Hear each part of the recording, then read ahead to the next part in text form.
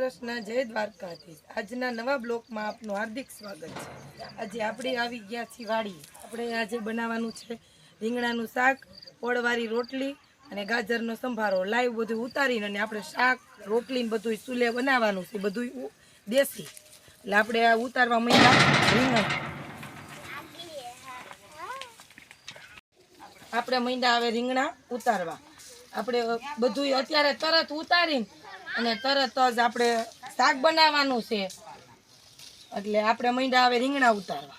આ જો પાછી અલગ રીંગણી છે નહીં, ઓલામાં મોટા રીંગણા છે, આવડા ઈ કટિયા રીંગણા છે, આ કટિયા રીંગણા છે।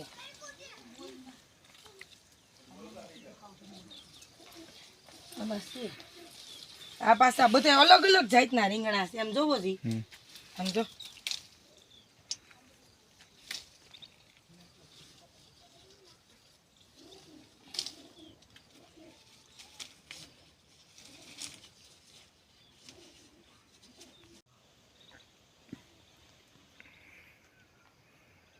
એક ધારો ન ઉપાડતી લાગત, લાગત ન ઉપાડતી, લાગત નથી ઉપાડતી। આમ જો આમથી ફેકથી ઉપાડતી આવી, કેવડો કેરો છે।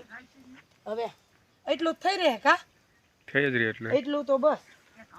હવે તો હું ધાણા લઈ લઉં। ધાણા લઈ લે। ધાણા તો આની કોઈ નથી, ઓલી સાઈડ છે ધાણા। બે ત્રણ જ લેજો, બે ત્રણ જ લેજે એમ કહું। પણ એમ નહીં, હજી આમાં થયા નથી લાગતા। આમ જો હજી નથી થયા, હમણાં હજી વાયવા છે ને તો હજી થયા નથી, પાંદડા છે। કાંઈ નહીં, ગાજર લઈ લે। આ તો ઉપડતાય નથી, આ ખોદી ન દેવાય તમારે મને। પારે પારે જ લઈ લે, એમ નહીં, આ પાયું છે ને એટલે ઉભા રહ્યો, હવે મારે પારે પારે જ લેવા પડશે। આ સાઈડ થી લઈ લે। આમાં છે ભેગી મોગરી હોતાય, સમજા, એટલે એમ થાય છે આ તૂટી જાય છે। જો બે ત્રણ ગાજર લઈ લે ને, હવે બે ત્રણ લઉં પણ આમાં તૂટી જાય એનું શું કરવું? આને આપણે ઓલી તમારે કોઈ નથી આવતી, કોઈ થી ગાજર ને ખોદવા ના હોય, આ એમનેમ ન હાલે।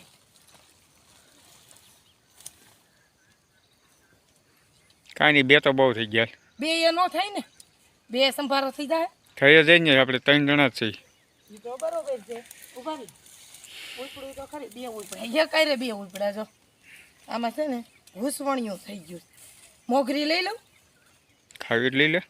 મોગરી તો કાચી ખાવ તો થાય, તમે એ નથી ખાવી, રહેવા દેવા ટાણે સાંજે। હે તો કઈ નહીં, હાલો ગાજર। હવે ધાણા બાકી છે, લઈ લે ટાણે,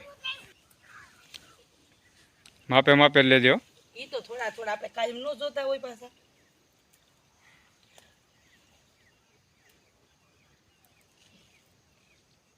હવે ધાણા પાછા વાવવા જો હો, અહીંયા સરસ છે છોડવો।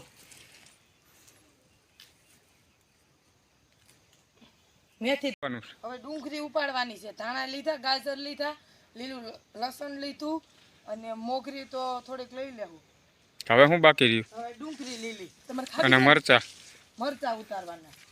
લીલી ડુંગળી તમારે ખાવી હોય તો લઈ લો। હા લઈ લે ને, ત્રણ ચાર ગાય થઈ રહે એટલે આપણે બહુ થઈ ગઈ। હવે મરચા લઈ લે, મરચા ઉતાર લો। બે ત્રણ જ ઉતારજો, બે ત્રણ જ છે આમાં, તો બે જ છે। હવે આગળ અહીંયા છે, ઉભા હજી આદુ કાઢવાનું છે ઓલામાંથી, છોડવો ઉપાડી। આ મરચા છે, આદુ છે, અને વા હું મૂકતી જાઉં ભેગું બધું એમ। બાકી રહી ગયા હતા ને બોરિયા છે એમ ને, આ બોરિયા ટમેટા ખટ મીઠા હોય ને, અત્યારે શિયાળામાં તો આ જ હોય, ઓલા ટમેટા ન વાપરી, એટલે આ તાજે તાજા ઉતારી આ સીધા બધું આ શાકભાજી બધું ધોઈને અને સીધું આપણે રસોઈ બનાવશું ચૂલે, અને આને શાક બનાવશું આપણે તપેલામાં। વાડીએ કઈ કુકર ન હોય, તપેલામાં જ બનાવવાનું હોય। હા હો, વાડીએ કુકર ન હોય, તપેલામાં બનાવી આપણે શાક, સમજા। ચૂલા ઉપર તો સરસ થાય શાક। પછી બધું ઉધાર લીધું, આપણે માંડ્યા શાકભાજી ધોવા। શાકભાજી કયું કયું છે કેતી જા। જો આ છે રીંગણા, અલગ અલગ જાતના રીંગણા છે, બધા અલગ અલગ છોડવા હોય।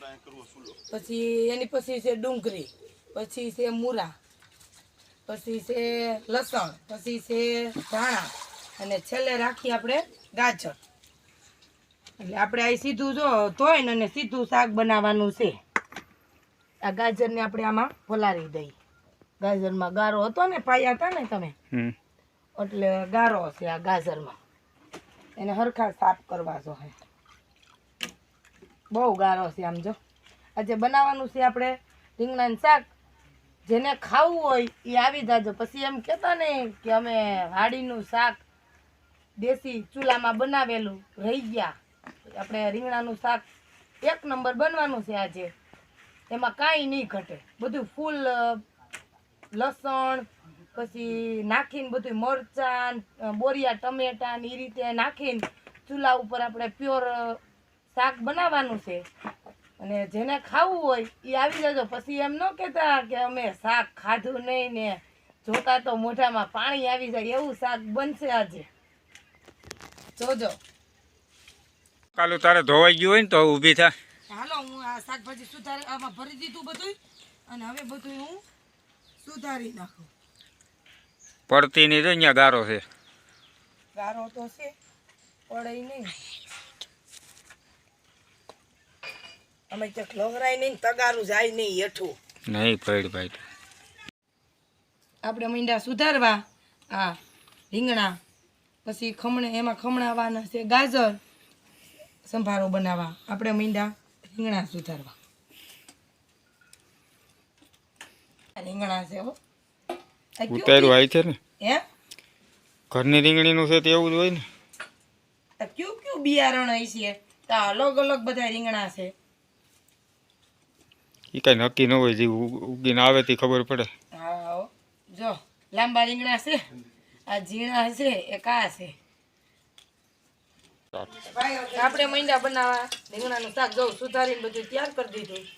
આપણે મીંડા આવે રીંગણાનું શાક બનાવવા. તેલ કયું છે? સિંગ તેલ. સિંગ તેલ હો, પ્યોર.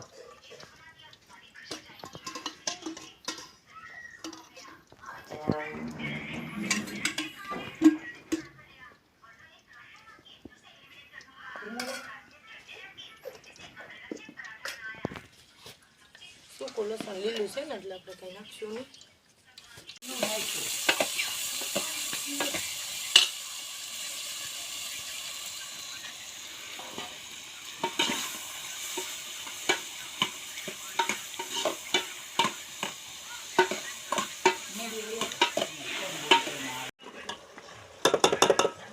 કેમ બન્યું શાક? થઈ ગયું તૈયાર? શાક થઈ ગયું તૈયાર. આપણે બની જોવો શાક. આ રીંગણાનું શાક છે. ચાલો બધા જમવા. હવે આપણે બનાવીશું રોટલી ફળવાળી. હવે આ શાક ઉતારીને નીચે મૂકી દઈએ. આપણે બનાવવા માંડી હવે રોટલી. અહીં મૂકી દઈએ. હવે આપણે જે સંભારો બનાવવાનો છે, આપણે બનાવવા માંડી. સંભારો બનાવી લઈએ પછી બનાવશું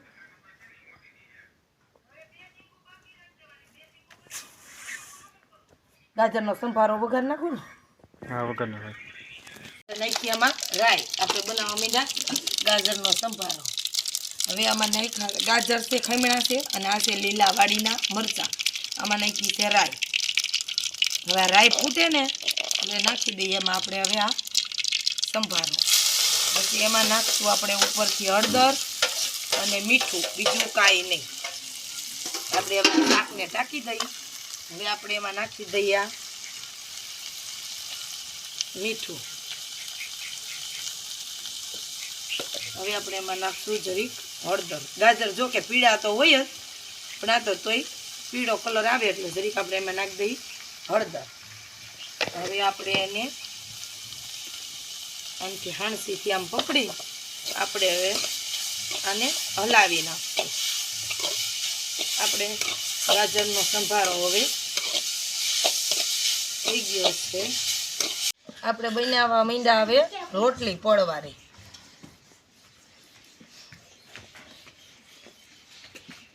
એટલે અડધી રોટલી તો બની ગઈ છે.